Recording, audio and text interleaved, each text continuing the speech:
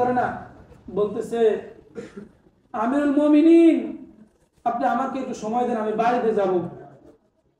কে বলতেছে? যুবক বলতেছে। যুবকের কিন্তু ফাঁসির রায় হয়ে গেছে, ফাঁসির আদেশ হয়ে গেছে, সবাই মিলেমিশে বিচার হয়েছে, ফাঁসি হবে। তখন বলতেছে তোমার কি খায়েশ, তোমার কি আশা, লাশ কথা বলো। বলতেছে আমার একটু আশা, আমি একটু বাড়িতে যাব। হ্যাঁ, আমি আমার বাড়ির পাশে একটা বাজার ছিল, ওই বাজারে একজন ইহুদি আমার কাছে কিছু টাকা পাবে, আমি বাড়িতে গিয়ে ওনার টাকাগুলো দিয়ে আমি আবার চলে আসবো। কে বলতেছেন? যুবক বলতেছেন। তখন আমিরুল মুমিনিন আপনার ওমর রাদিয়াল্লাহু তাআলা বলতেছেন তুমি যে বাড়িতে যাইবা, তুমি যে আসবা, কি গ্যারান্টি আছে? তুমি তো না আসতে পারো, আমি তোমাকে, তোমার একটা রায় হয়ে গেছে, আমি তোমাকে এভাবে ছেড়ে দিতে পারি না।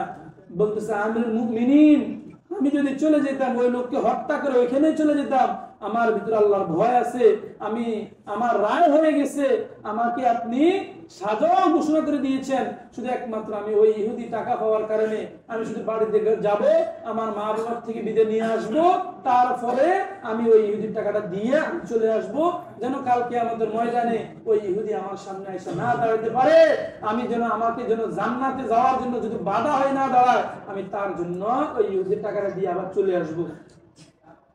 আপনার দেখেন রিন্ডার একজন ইহুদি হোক নাসারা হোক, আপনার কাছে যদি ফানাদার হয়, এটা হক ওনাকে আপনাকে দিতে হবে। উনি বেদুর্মী হোক, উনি ইহুদি হোক, নাসারা হোক, হিন্দু হোক, আপনি ঋণদার যদি হয়ে থাকেন, আপনাকে ঋণ দিতে হবে, না হলে কালকে আমাদের ময়দানে আপনাকে জান্নাতে যাইতে অনেক কঠিন হয়ে যাবে। আমরা অনেকে আছি এই দেশে বসবাস করতেছি, কেউ মনে কষ্ট নিয়েন না, বোঝানোর জন্য বলতেছি। এই দেশে বসবাস করতেছি, বাড়িওয়ালার টাকা দিই না, এক বাসা থাকতেছি 2 বছর 3 বছর হয়েছে, 2 বছর থেকে 1 বছরের টাকা দিই না, এরকম আসি না নাই? যদি হয়ে থাকে, আপনি দুনিয়ার জমিনে বেঁচে গেছেন, কিন্তু পরকালের জন্য আপনি আল্লাহর কাছে জবাবদিহি করতে হবে, আপনি আল্লাহর কাছে জবাবদিহি করতে হবে। ওই লোক আপনার সামনে দাঁড়িয়ে যাবে, বলবেন আমি ওনার থেকে 1 বছরে ভাড়া পাই, উনি কেস কামারি কইরা ধোঁকাবাজি করে আমার সাথে ধোঁকাবাজি করছে, এখনো সময় আছে, যারা এরকম করছেন অন্তত তার কাছে ক্ষমা চাইয়া মাফ নিয়ে চলে আসলে আপনি পার পাইবেন।